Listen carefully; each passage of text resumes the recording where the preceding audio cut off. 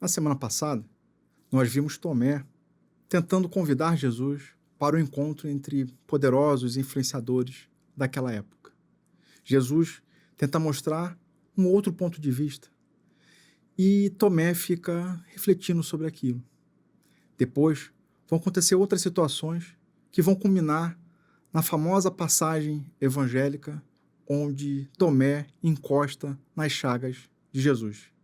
Fique conosco após a vinheta para nos aprofundarmos nessa história.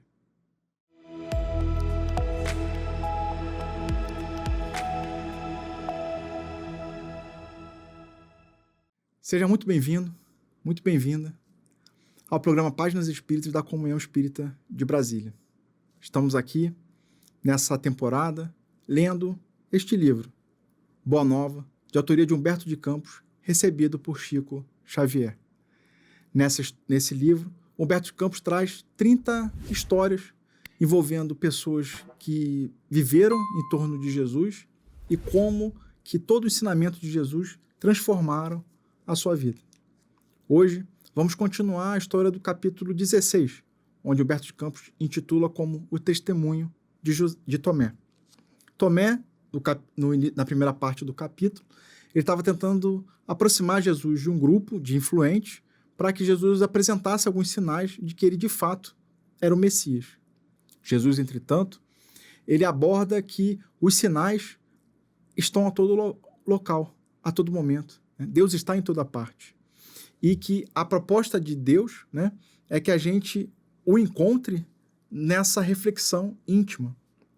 E Jesus convida para a gente propagar o amor, para a gente amarmos uns aos outros como irmãos.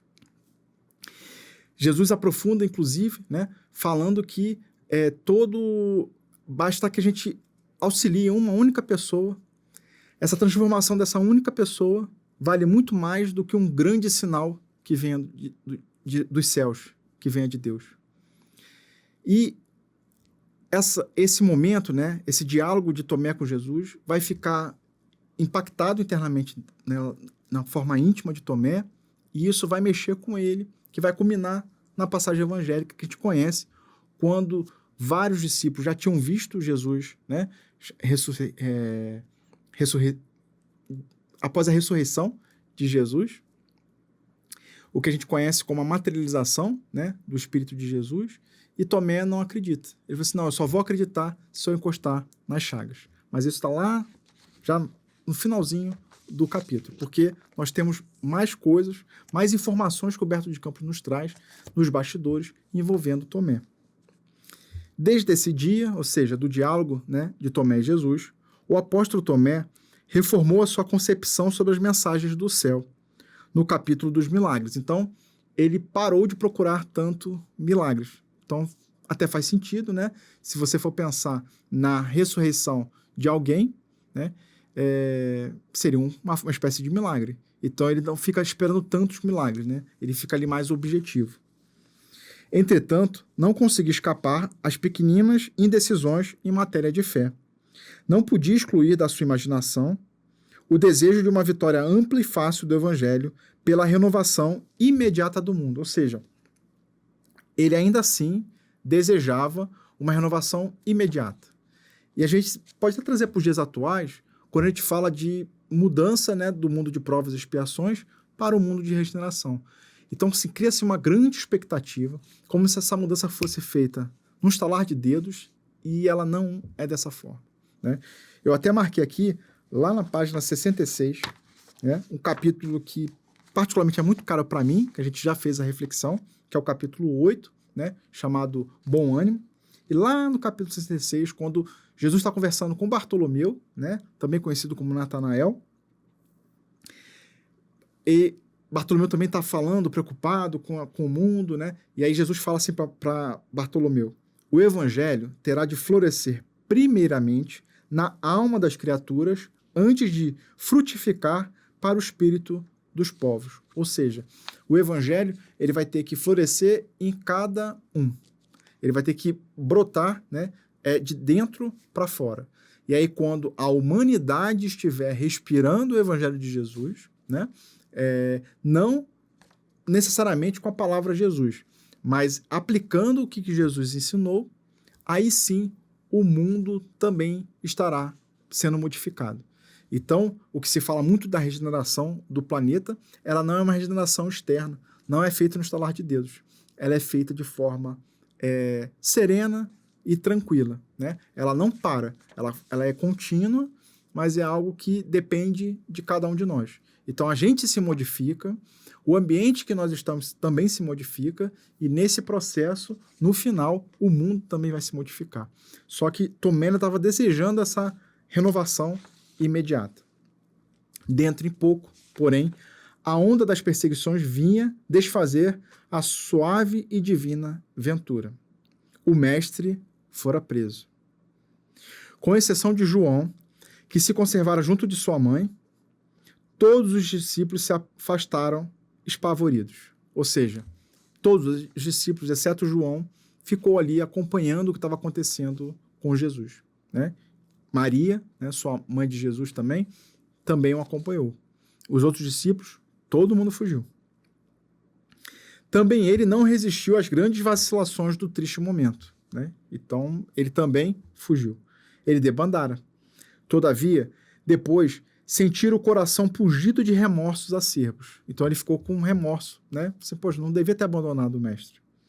Almejava contemplar o mestre, querido, ouvir, se possível, pela última vez, uma palavra de exprobação dos seus lábios divinos. Então, assim, já estavam se despedindo, né, de Jesus, como se aquilo ali, de fato, fosse o fim. E ele ainda queria ouvir mais uma palavra de Jesus, né? Disfarçando-se, então, de maneira a tornar-se irreconhecível, a fim de se livrar das iras da multidão, porque a multidão estava irada, né? E um pouco antes, né, do que a gente conhece como Domingo de Ramos, ele fora ovacionado, ele fora recepcionado com Hosana, Hosana, né? O Messias chegou, mas quando eles perceberam, né, que Jesus não estava ali para trazer uma revolução armada contra o Império Romano, né, a multidão se revolta, né? Então, como se ele fosse só um charlatão. E aí aqui fala que Tomé, ele se infiltra naquela multidão que está irada, né, para poder chegar perto de Jesus. Então, a gente conhece pelo Evangelho, né, que João acompanhou, né, e Humberto de Campos narra aqui, junto de Maria, mas aqui a gente está vendo que Tomé também seguiu Jesus. Não junto lá com João e Maria, né, mas de uma forma meio clandestina, né, meio que escondido ali para se aproximar de Jesus. Incorporou-se nas ruas movimentadas ao ruidoso cortejo. O seu coração batia acelerado. Rompeu a massa popular e aproximou-se do Messias, que caminhava sobre a cruz a passos vacilantes. Então, Jesus estava carregando aquela cruz pesada, né? E seguido de perto pelos soldados que o protegiam contra os ataques da plebe. Então, os soldados estavam acompanhando ali Jesus, mas para que a plebe não avançasse, né, e o lixasse. Sentiu que uma grande angústia lhe dilacerava as fibras mais delicadas da alma. Contudo, seguiu sempre até o madeiro se ergueu, exibido o sentenciado sob os raios do sol claro, no topo de uma colina, como para apresentar espetáculo às vistas do mundo inteiro. Então, o Tomé foi acompanhando ali Jesus carregando a cruz, até o momento em que a cruz é erguida, né? Jesus é colocado na cruz e a cruz é erguida. A gente pode se projetar naquele momento, né, de alguém que os apóstolos acompanharam ali durante 3 anos, né, Jesus curando pessoas, ensinando a boa nova, né, refletindo sobre diversas situações, e aí você via ali, né, o mestre ensanguentado, sendo humilhado, o povo gritando, né, querendo a morte dele, e como angustiante isso deve ter sido, porque os outros apóstolos a gente não tem referência, né, que eles também acompanharam. Mas aqui está colocando que Tomé viu, né, e eu acho que esse é um primeiro ponto que a gente pode trazer à tona, de que fazer mais sentido, assim, poxa, eu vi Jesus sendo crucificado, eu vi, né, ele sendo pregado na cruz, eu vi a lança sendo colocada lá na parte ali do abdômen para ter certeza que Jesus morreu, eu vi ele sendo retirado da cruz, então como é que agora está todo mundo falando que ele ressuscitou, né? Então faz muito começa a fazer mais sentido, né, essa percepção, essa reação de Tomé diante da ressurreição de Jesus. De ele precisar encostar ali, né, nas feridas, porque, poxa, eu vi ele morrer. E como é que ele está voltando assim à vida, né? É um ponto que, lendo aqui o capítulo, me veio a reflexão. Tomé contemplou fixamente o mestre e notou que o espírito se lhe mantinha firme, ou seja, embora Jesus estava sofrendo todo aquele martírio, Jesus estava firme, né? Sua fisionomia, serena, não obstante o martírio daquela hora, não refletia senão o amor profundo que lhe conhecera nos dias mais lindos e mais tranquilos. Ou seja, ainda que estava todo, né, conturbado naquela situação, ele continuava com uma fisionomia serena, né? E aí Tomé relembra aqueles momentos, aqueles dias calmos e tranquilos, a mesma serenidade que ele estava no momento calmo, ele estava naquele momento de martírio, né? Então, assim, é difícil imaginar a gente conseguir esse estágio, né? Hoje, né? No momento que a gente está calmo, no momento que está sendo testado com a mesma serenidade. Mas a gente não precisa ter esse desespero. As mudanças não acontecem de forma abrupta, né? A gente vai conquistar isso. Pode demorar alguns séculos, alguns milênios, mas a gente vai chegar nesse ponto, né? Porque Jesus, inclusive, falou que a gente poderá fazer o que ele fez e muito mais, né? Então, a gente vai chegar nesse ponto. A gente ter paciência e ir testando, né? Exercitando o nosso dia a dia. Então, as situações que a gente vive no dia a dia é para nos fortalecer, para a gente chegar nesse momento igual Jesus, né? Independente, né, da situação que esteja acontecendo ao nosso redor, ficar calmo e sereno. Seus pés, que tanto haviam caminhado pela semeadura do bem, estavam ensanguentados. Suas mãos generosas e acariciadoras eram duas rosas vermelhas, gotejando o sangue do suplício. Sua fronte, em que se haviam abrigado os pensamentos mais puros do mundo, se mostrava aureolada de espinhos. Tomé se pôs a chorar discretamente. Logo, como se o olhar do mestre o buscasse, entre os milhares de criaturas reunidas, observou que Jesus o fitara e, magnetizado pela sua feição divina, avançou hesitante. Então Tomé percebe que Jesus o olha. Eles trocam olhares. E aí, magnetizado pela essa troca de olhar, naquele momento de martírio, Tomé se aproxima mais um pouco da cruz. Desejava escutar daqueles lábios adorados a reprovação franca e sincera que merecia do seu condenável procedimento, fugindo ao testemunho da hora extrema. Ou seja, ele estava se sentindo culpado, né, com remorso, e ele já estava esperando que Jesus o reprovasse. Assim, poxa, tudo que eu fiz para vocês, e vocês me abandonaram, né? Você me abandonou, você não me acompanhou, então eu tô aqui sozinho, né? Então Tomé já esperava essa repreensão. Aproximou-se ofegante da cruz e, deixando perceber que apenas cedia a uma necessidade espiritual naquele instante supremo, ouviu Jesus dizer-lhe em voz quase imperceptível: Tomé, no Evangelho do Reino, o sinal do céu tem de ser o completo sacrifício de nós mesmos. Então Jesus, ele volta a trazer a referência daquela conversa que ele teve anteriormente, né, onde Tomé pediu um sinal dos céus, um sinal de que ele era o Messias, e olha a frase de Jesus: o sinal do céu tem de ser o completo sacrifício de nós mesmos. O apóstolo compreendeu-lhe as palavras e chorou amargamente. Então você vê que Tomé esperava uma repreensão firme, né? Uma puxada de orelha, falou assim, poxa, cadê você aqui, né? A gente estava ali junto, né? E agora eu tô aqui sozinho. Mas não. Jesus só falou o seguinte, olha, o sinal é o completo sacrifício de nós mesmos. Não obstante a advertência do Messias, feita no cimo da cruz da humilhação e do sofrimento, o discípulo continuava naquela atitude que se caracterizava por dúvidas quase invencíveis. Então ele continuou se martirizando por diversas dúvidas, né? Sobre o que ele acreditava, aquela ideia de que o evangelho precisava expandir de forma muito rápida e mais ampla, né? Então ele ficou se corroendo com essas dúvidas. Ele considerava o Cristo a mais alta figura da humanidade. Então realmente ele via, né, como Jesus como referência, como Messias esperado pelo povo judeu. Em se tratando de amor que ilumina as estradas escabrosas da vida material. Então ele era realmente a luz do caminho.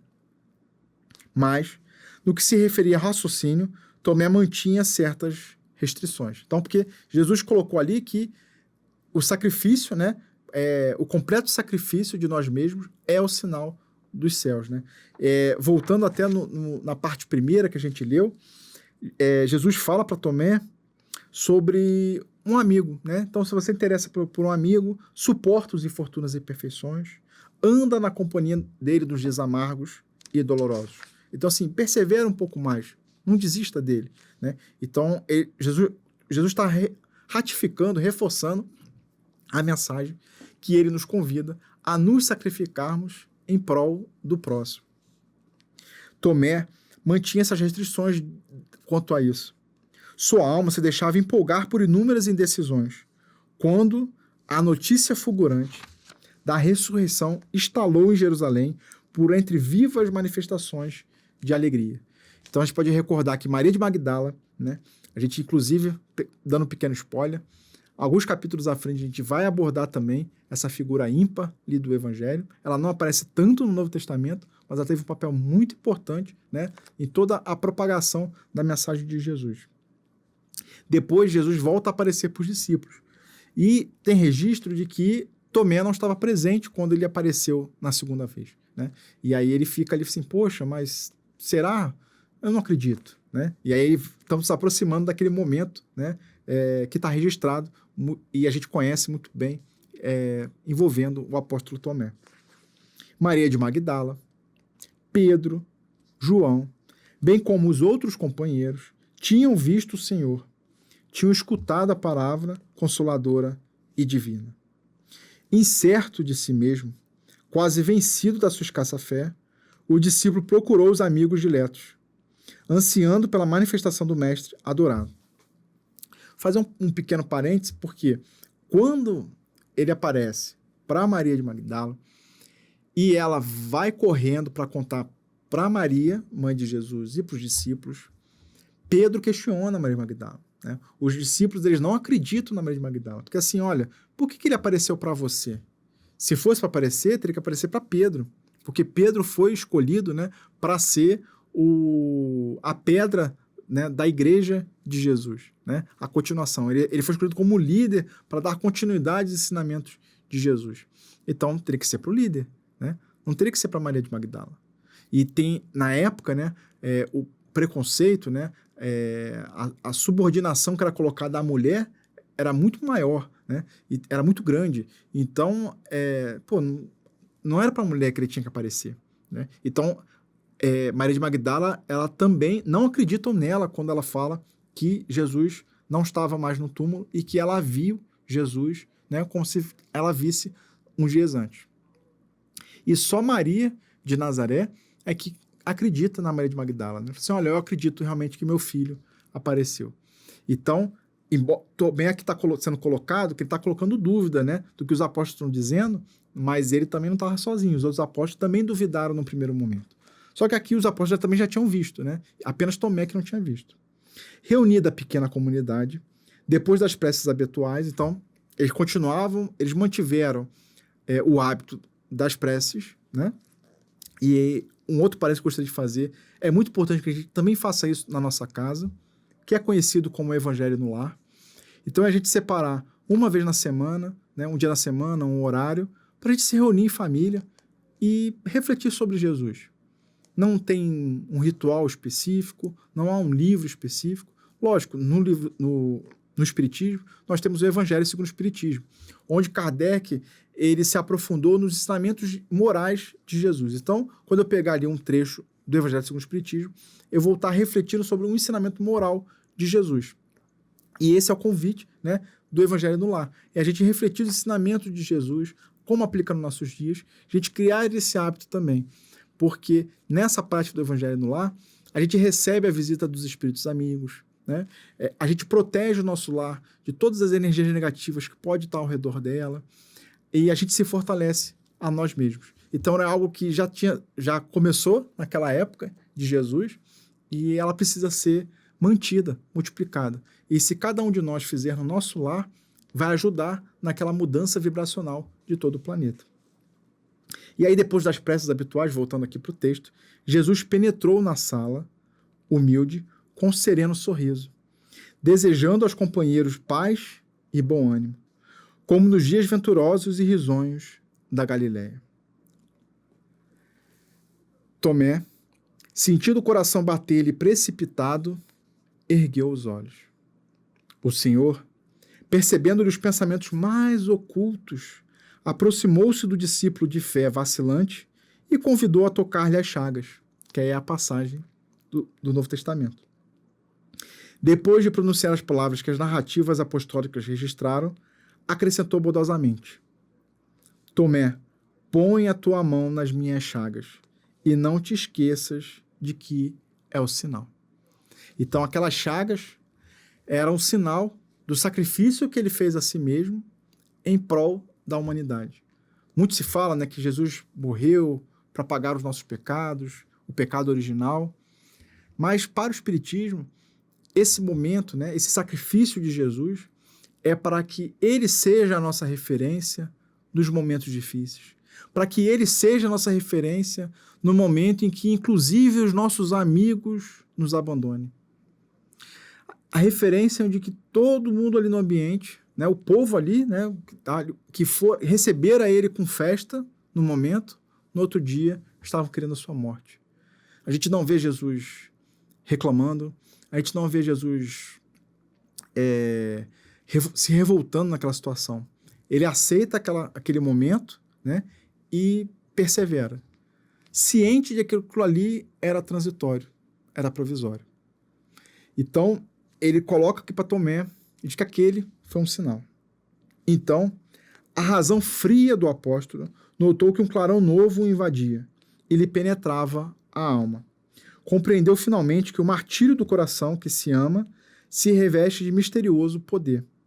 Tocado pela humildade do mestre redivivo, prosternou-se e chorou. Suas lágrimas eram de ventura e lhe proporcionavam ao espírito um júbilo para cujo preço todos os tronos da terra eram miseráveis e pequenininhos. Sua alma acabava de vencer uma grande batalha. O coração triunfara no cérebro e o sentimento lhe acrisolara a fé. Então, Humberto de Campos narra aqui que nesse momento, né, nesse diálogo ali, no diálogo íntimo, né, onde Jesus faz a referência de uma outra conversa que ele estava tido com Tomé, tanto antes da crucificação quanto na crucificação, em todos os momentos ele fala do sinal, né? Então, encostou ali na chaga, Tomé, não esqueças do sinal. E aí parece que veio um clarão naquele momento onde as peças começaram a se encaixar. É como se fosse aquele momento eureka, né? Agora tudo faz sentido.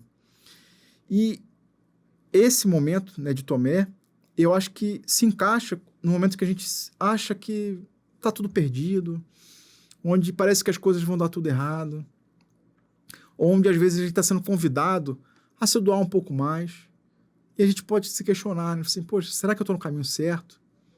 Persevere. Respire fundo. É lógico que a gente precisa ir no limite das nossas forças, né? Jesus não espera um milagre, como foi colocado aqui.